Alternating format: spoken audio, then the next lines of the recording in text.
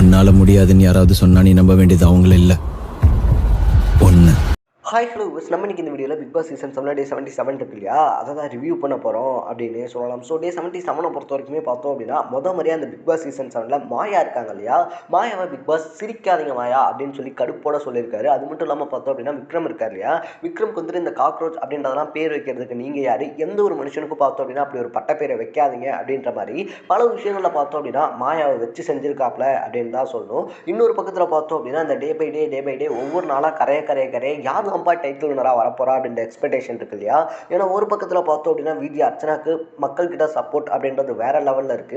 தினேஷ் ஒரு பக்கத்தில் பார்த்தோம் அப்படின்னா அவர் கொடுக்கக்கூடிய கேரக்டர்ஸ்லாம் இருக்கு இல்லையா, அதெல்லாம் அட்டகாசமாக பண்ணி பின்னி பெடல் எடுத்துக்கிட்டு இருக்காரு. விசித்ராவை பொறுத்த வரைக்குமே பார்த்தோம் அப்படின்னா இது வரைக்குமே வந்த சீசன்ஸ்ல அந்த மிட் ஏஜ் அப்படின்னு சொல்லுவாங்க இல்லையா, அதாவது ஆஃப்டர் ஒரு 40+ அப்படின்னு சொல்லிட்டு, ஸோ அந்த மாதிரி இருக்கக்கூடிய கேரக்டர்ஸ்லேயே ஒரு போல்டான கேம் பிளே அப்படின்றத விசித்ரா பண்ணிக்கிட்டு இருக்காங்க அப்படின்றா சொல்லணும். இதே இந்த சைடில் பார்த்தோம் அப்படின்னா நிக்சன் இருக்கார் இல்லையா, தம்பி மனசாட்சியோட பேசுப்பா, அடுத்த வாரம் இருப்பானா அப்படின்னு சொல்லி கேட்கறது தோணுது.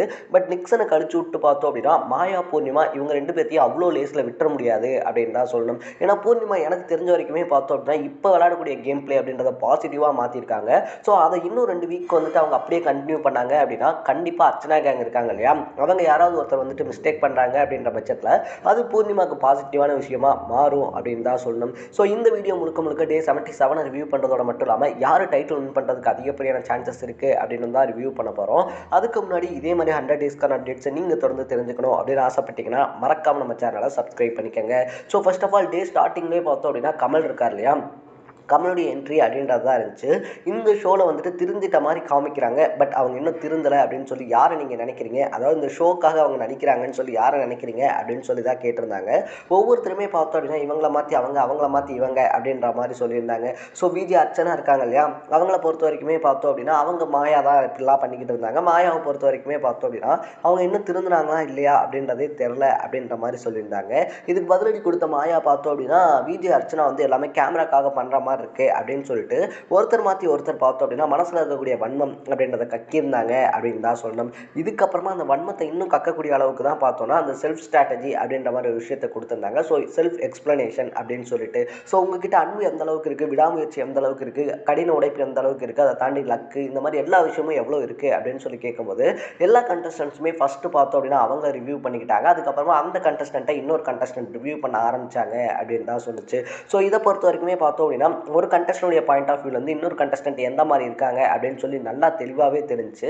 ஸோ இது எல்லாமே நார்மலாக போய்கிட்டு இருக்கும்போது பார்த்தோம் அப்படின்னா என்னன்னா இன்றைக்கி எபிசோட மொக்கையாக போய்கிட்டு இருக்கு அப்படின்னு சொல்லி ஃபீல் பண்ணும்போது தான் இந்த பட்ட பேர் வச்சு பேசுறது, நாமினேஷன் இருக்கு இல்லையா, அதை டிஸ்கஸ் பண்ணக்கூடாது அப்படின்னு சொல்கிறது எத்தனை டைம் தான் சொல்கிறது, ஒரு டைம் சொன்னால் புரியாதா அப்படின்னு கேட்டதோட மட்டும் இல்லாமல் விக்ரமுக்கு யார் காக்ரோஜன் பேர் வச்சது அப்படின்னு சொல்லிட்டு நம்ம ஸ்கூல் டைம்ஸில் ஒரு தப்பு பண்ணாங்க அப்படின்னா யார் அவங்க கூடலாம் இருந்தது எந்திரிங்கடா அப்படின்னு சொல்லுவோம் இல்லையா, அதே மாதிரி பார்த்தோம் அப்படின்னா மாயா கூட சேர்ந்து யார் விக்ரம் வந்துட்டு காக்ரோச்சஸ் சொன்னது எல்லாரும் எந்திரிங்க அப்படின்னு சொல்லி கேட்கும்போது வழக்கமான நம்ம புள்ளி கேங் மெம்பர்ஸ் இருக்காங்க இல்லையா, மாயா எந்திரிச்சா ஆஸ் யூஷுவலாக பூர்ணிமா எந்திரிக்கணும், பூர்ணிமா எந்திரிச்சா ஆஸ் யூஷுவலாக நிக்சன் எந்திரிக்கணும், நிக்சனோட சேர்த்து விஷ்ணு அப்படின்னு சொல்லிட்டு இவங்க எல்லாத்தையுமே பார்த்தோம் அப்படின்னா ஒரு மனுஷனுக்கு அப்படி ஒரு பேர் வச்சு கூப்பிடுறது அப்படின்றத கூப்பிடாதீங்க அப்படின்னு சொல்லும்போது இல்லை சார் நாங்கள் இதெல்லாம் ஃபன்னாக தான் பேசிக்கிட்டு இருந்தோம் அப்படின்னு சொன்னாலும் கூட அப்போ உங்களுக்கும் சேர்த்து பேர் வச்சுக்கோங்க அப்படின்ற மாதிரி மூஞ்சி அடித்த மாதிரி சொல்லியிருந்தாப்ல அப்படின்னு தான் சொல்லணும். ஸோ அந்த இடத்துல பார்த்தோம் அப்படின்னா எப்படா நம்ம டிஃபெண்ட் பண்ணுறது அப்படின்னு சொல்லி மாயாவுக்கு சுத்தமாக தெரில, அப்படியே பிளாங்க் ஆகிட்டாங்க அப்படின்னே சொல்லலாம். ஸோ கம்மன் இருக்கார் இல்லையா, கம்மன் இருந்த கமலஹாசன் விக்ரமுக்கு வந்து பார்த்தோம் அப்படின்னா சப்போர்ட் பண்ணிக்கிட்டு இருக்கும்போது சார் அவங்க அந்த ஆங்கிள்லாம் சொல்லலை அப்படின்னு சொல்லிட்டு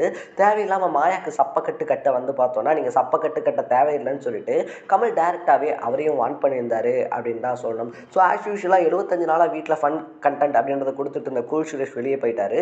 இன்னும் இருக்கக்கூடியதில் யாரெல்லாம் டஃபஸ்ட் கண்டஸ்டன்ட் அப்படின்னு சொல்லி பார்க்கும்போது இந்த சைடில் விஜய் அர்ச்சனா தினேஷ், அது மட்டும் இல்லாமல் பார்த்தோம் அப்படின்னா மணி இருக்கார் இல்லையா, மணியும் கேப்டன்சி அட்டகாசமாக பண்ணியிருக்கிறதுனால அவரும் அந்த டாப் 3 வரதுக்கான வாய்ப்பு அதிகமாக இருக்குது அப்படின்னு தான் சொல்லணும். ஸோ இதே ஆப்போசிட் சைடில் பார்த்தோம் அப்படின்னா விசித்ரா, பூர்ணிமா, மாயா இவங்க 3 பேர் இருக்காங்க இல்லையா. ஸோ இவங்க 3 பேருமே பார்த்தோம் அப்படின்னா முன்னாடி விளையாண்டதுலேருந்து நெகட்டிவான கேம் பிளே அப்படின்றதுல மாதிரி இப்போ பாசிட்டிவான வேக்கு மாற ஆரம்பிச்சிருக்காங்க. ஸோ இந்த கேம் அப்படின்றது அந்த டிக்கெட் டு ஃபினாலே இருக்கு இல்லையா, அந்த டாஸ்கில் நல்லா விளையாடுறாங்க அப்படின்ற பட்சத்தில் ஆல்ரெடி பார்த்தோன்னா விஜயவர்மா, விஜய் அர்ச்சனா இவங்க 2 பேரும் டிக்கெட் டு டூ ஃபினாலே விளையாடுறதுக்கான வாய்ப்பை இழந்துட்டாங்க. ஸோ அவங்க அந்த டாஸ்கில் கண்டிப்பாக விளையாடி வின் பண்ணி தான் உள்ளே போக முடியும்.